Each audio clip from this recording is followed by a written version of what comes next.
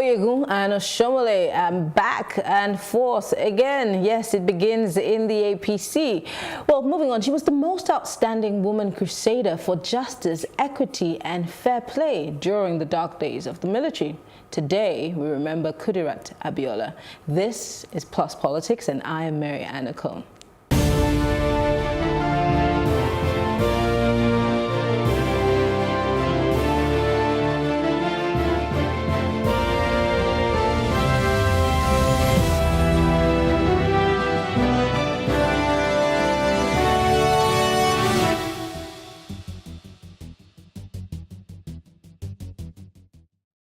On that fateful June 4, 1996, Kudirat Abiola had an appointment to keep at the Canadian Embassy. She never made it to Victoria Island because at Oregun, Up Junction, now renamed after her, she was gunned down by assassins. Today we look at her role in democracy, and joining me to have this conversation is Mr. Martins Lumber, political analyst. It's good to have you join us in the studio, Mr. Lumber. To be here. Good now, you cannot be a Nigerian of a certain age and not know the woman Kudirat Abiola. I do not know if this is being taught in history in schools now, because at some point I heard history was taken out of school, but it has been reintroduced. But you must certainly know about this woman and her husband. But yes, solely we're looking at the woman who was someone who literally beat the drums of democracy in an era where it was deadly for you to speak up about stuff like this. And today we're remembering her. There are a few things that we could remember her for. I would like to hear from you. Well, I admire, or let me say, I am very, very emotional about the woman Kudirat, because as at that time, you know, it was quite uncommon, you know, military era and all of that. And she was bold enough, an Amazon of some sorts. She was bold enough to speak precisely what she had in her heart. She didn't try to color any of the statements that she made.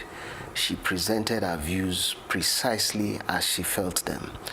For me, that was most uncommon and quite outstanding. For a woman in our climb, and for that matter, a woman with maybe an Islamic background, so to say, it was very exceptional for her to play the role that she played in the way and manner that she played it. I take it that Hafsat, her daughter, also made some attempt to, if you like, speak up for the voiceless, for the women. I know that she set up a Kudirat initiative, a kind also foundation. And to a certain degree, she did some advocacy, you know, to help our democracy flourish. To that extent, I want to say that she was quite a mother, a role model. She was quite a brave woman. She was also a very, if you like, articulate woman. She was able to put her thoughts together and champion the cause that she believed in. So to that extent, I remember her with a lot of, if you like, concern for the present day absence of such kind of Before we come to the future, let's talk about where her guts came from, because under the military administration, we all know that it was difficult to put yourself in that position. Let's even date back to the mother of the very famous Fela Anikulapo Kuti. We know what happened to her. There are a few women in those days who stuck their head out there to say the truth as it is. I'm wondering what could have informed. Basically, it's all about justice. I know that there was a singer who said everyone wants to make it to heaven, but nobody wants to talk about justice. Yeah. Not Two-Face Idibia. That person was Peter Tosh, at least then, initially, at the time. The Jamaican, you know. And by and large, you must know that once there is injustice, for certain people, the passion with which they pursue the cause of justice is very overwhelming, it's very intriguing. And for me, I think that Kudirat Abiola was someone who believed that her husband had been robbed, had been denied what was legitimately his. That was one. Then two, she also saw that if we left things the way they were, apparently we're going to be worse for it. So it was better to challenge that tilt, that injustice, and I must commend her effort and her role as of that time.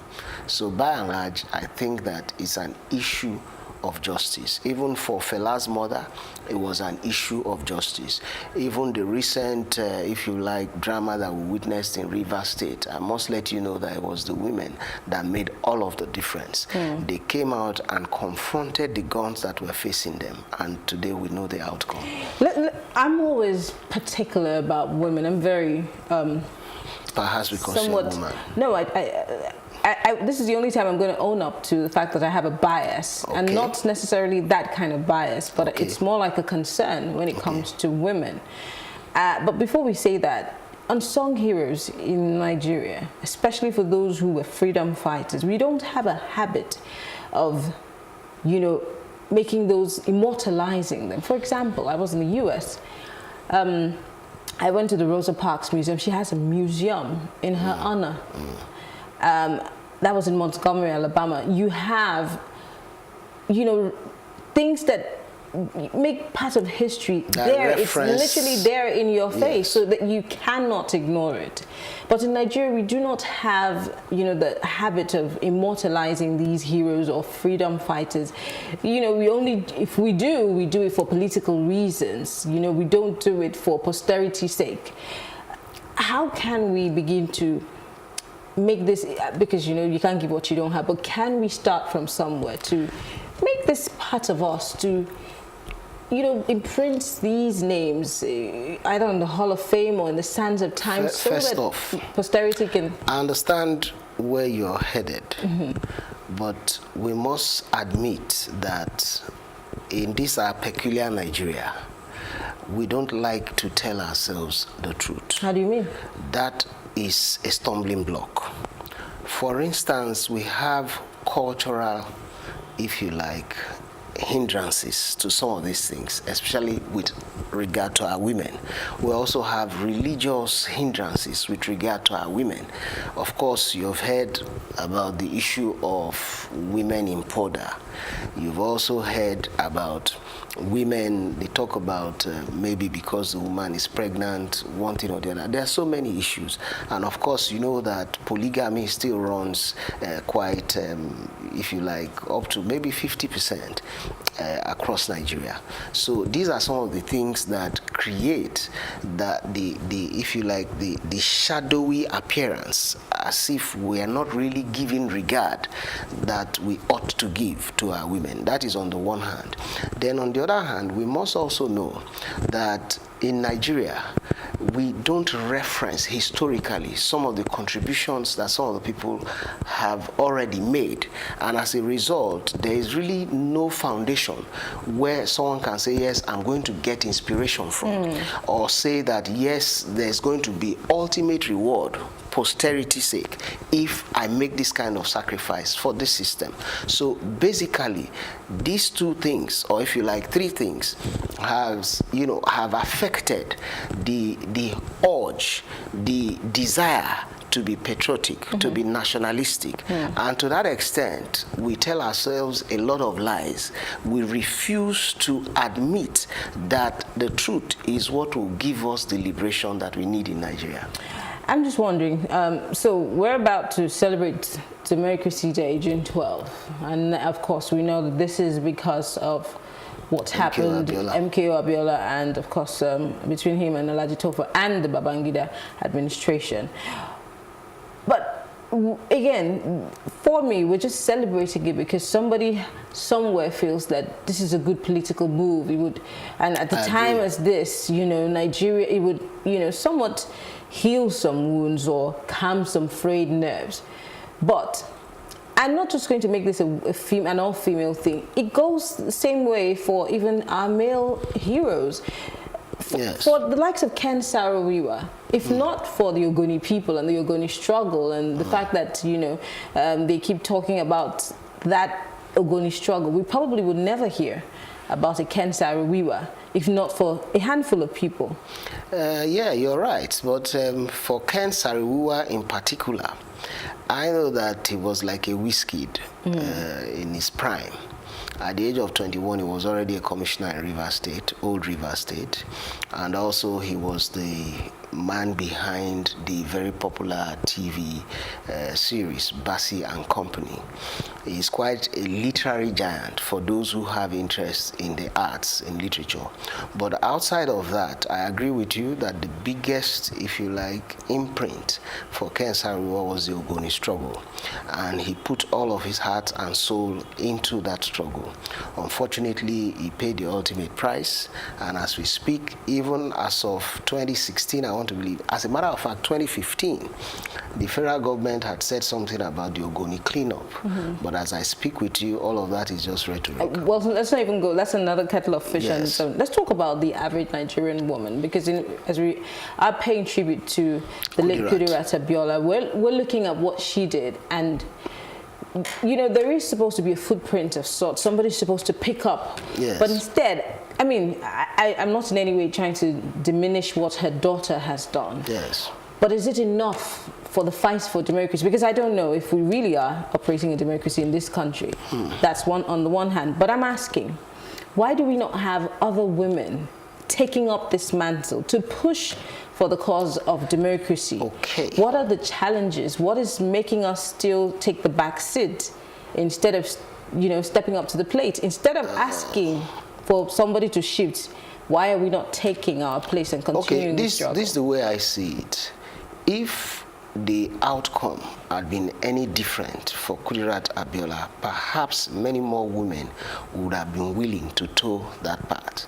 But this is a country where each time you raise a voice, they say to you, "Shay, you know what happened to the other man that was by your side?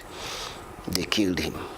Shay, you know what happened to that woman." So the reference is not a positive kind of reference.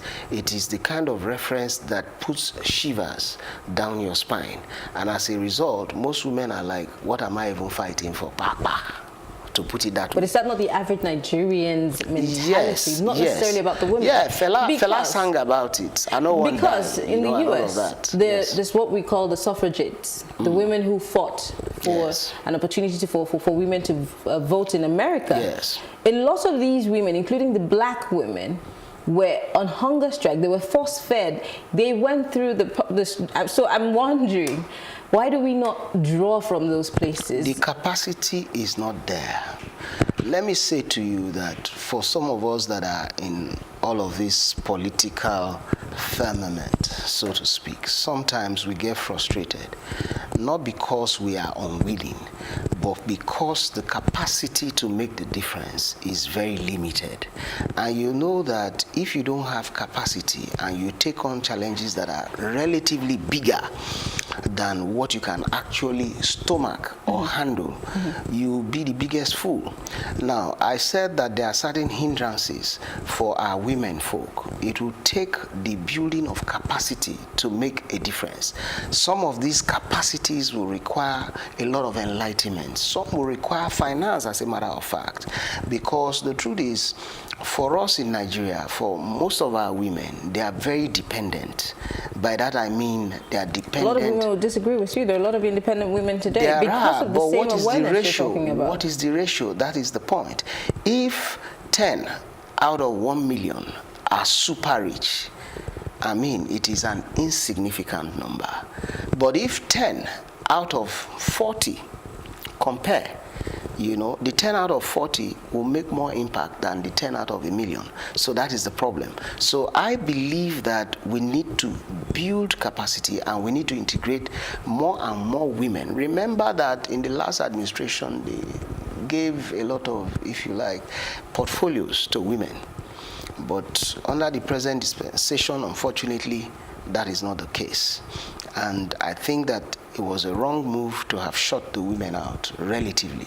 So, I have been in a forum where we're talking about women getting the opportunities to serve. And you know, I also have a problem when we say women need an opportunity to serve. We only just go to, our minds going to political offices. There are so many forums where you can actually serve. yes. And the people said to me, all the women that they gave all the big offices, what did they do with it? And they start going to the Patricia Tays of this world and the Alison Madueke and Cecilia Cecilia Ibru, they keep whipping up these names and they're saying, so why should we be supporting more women to come out? And I say, those are just a handful of women compared to the amount of women in Nigeria. They're not mirroring all the women in this country. How do we get past that? It's a misconception of social engineering. That is where the lack of the enlightenment comes in. Social engineering, most of the people that are behind it are not necessarily the people you find in political office. And some of those that you find in political office, they don't really go after borehole, and road and all of that. They do things that bring about system transformation. I remember vividly that the last administration took their time to say transformation agenda. I want to believe that it wasn't a foolish kind of declaration, because that is actually what changes society. I've always asked the question that how many hospitals did Mandela build for us to give him the kind of regard that we're giving to him? How many roads did Martin Luther King, if you like, commission in his lifetime? Look at Mahatma Gandhi, the father of modern day India. He was never a prime minister, but he made all of the difference. And for me, playing the role that I play now, I want to believe that I'm participating in social engineering. So you don't really have to hold political office, but you must have the understanding that will make the difference. And that, for me, is where our society is missing it. Finally, before we wrap this up, how many women support women? I always ask this question. Women are always asking the men, support us, we have great ideas. Yes, you do. How many women band behind women and say, we're going to make sure that you succeed? This is not the kind of democracy we want our children to inherit, so we're going to stand by you and we're going to support you. Not only support you, we're going to make sure that when you do the wrong thing, we will be the first to speak up. How many women do that? You can't even in our day-to-day lives. You can't find them because they have still not come to understand the big picture, and that is a very limiting, unfortunately, a very limiting scope that they are operating from. And until they get an idea of the big picture, it is the mind that will conquer an event first before it will manifest physically. So if the minds are still trapped in these small mindsets, in this pettiness, in this we cannot do it, this doubting spirit, it will be impossible to effect the kind of transformation that our women can bring to bear in our polity. How soon do you see women joining the democratic process for real and changing the course of things? Because I was somewhere and somebody said, well, it's time for women to take charge because the men have made a mess of the whole situation. I know. How soon do you see women hopping on this chariot and going forward? I think that the more the society gets entrapped in some of the challenges that we're facing now, because the reality that we're facing now shows clearly that we're not really having a headway. So at some point, there's going to be a titanic battle to actually free the system from these people that are holding it, down. And at such point, I believe that the women will actually play a very prominent role. They have a much more, if you like, a finer, refined way of bringing about transformation. And oftentimes, once they participate in a process, it is quicker to achieve. Interesting.